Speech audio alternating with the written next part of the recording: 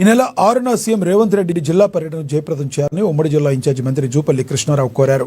ప్రజాపాలన ప్రగతి ప్రణాళిక 99 రోజుల action plan ద్వారా రాష్ట్రంలో చేస్తున్న అభివృద్ధిని యావత్ రాష్ట్ర ప్రజలకు తెలియజెప్పేందుకే సీఎం రేవంత్ రెడ్డి జిల్లాలకు వస్తున్నారని ఆయన తెలిపారు. శుక్రవారం మంత్రులు ప్రభుత్వ పెద్దలతో కలిసి సీఎం పర్యటించే బజార్ హత్నూర్ మండలం పిప్పిరి గ్రామాన్ని సందర్శించారు. అక్కడ జరుగుతున్న ఏర్పాట్లను పరిశీలించారు. జిల్లాలో అభివృద్ధితో పాటుగా ఆధ్యాత్మిక పర్యాటక రంగానికి పెద్దపీట వేయనున్నట్లుగా తెలిపారు. బాసర జ్ఞాన సరస్వతి ఆలయాన్ని అభివృద్ధి చేయడంతో పాటుగా అడవుల జిల్లా ఆదిలాబాద్ను పర్యాటక కేంద్రంగా తీర్చిదిద్దేందుకు కృషి చేస్తున్నట్లుగా తెలిపారు. నియోజకవర్గాలన్నీ పర్యటించి ఎక్కడేం చేయాలో నిర్ణయిస్తామన్నారు. పెద్ద ఎత్తున శ్రేణులు ప్రజలు తరలివచ్చి విజయవంతం చేయాలని పిలుపునిచ్చారు.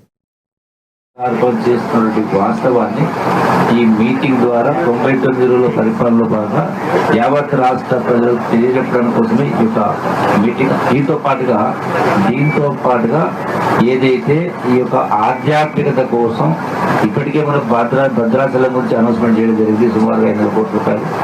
ఇప్పుడు బాసర సరస్వతి దేవాలయం 300 కోట్ల రూపాయలు. అంటే ఈ ఆధ్యాత్మికత ద్వారా కూడా ఆధ్యాత్మిక ఒక టూరిజం డెవలప్మెంట్.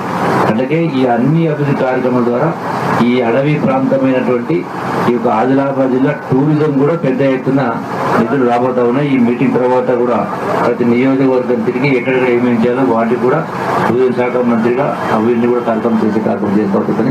కాబట్టి చివరిగా ఈ మీటింగ్ను 6వ తారీఖున జరిగిపెట్టే గౌరవ ముఖ్యమంత్రి గారి మీటింగ్ గ్రాండ్ సక్సెస్ అయ్యి ఇందులో రైతాంగం, యువత, అట్లాగే పార్టీ వాళ్ళు అందరూ కూడా దీనిలో నిమగ్నమై పెద్ద అభివృద్ధికి మీరందరూ కూడా సహకరించాలని, తోడ్పాటు కావాలని మరొకసారి మీ అందరికీ మీడియా ద్వారా రాష్ట్ర ప్రజలు కూడా విజ్ఞప్తి చేస్తారు.